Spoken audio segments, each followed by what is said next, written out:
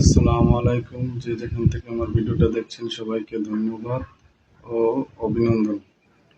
আজ আপনাদের একটি পেন্টিং এর কাজের ফিনিশিং দেখাচ্ছি, কেমন হয়েছে সবাই কমেন্টে জানাবেন।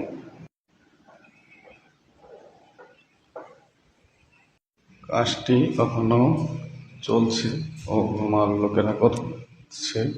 কাজটি কেমন হয়েছে কমেন্ট করে সবাই আশা করি জানাবেন। ফিনিশিং এখনো শেষ পর্যায়ে, কাজ চলছে।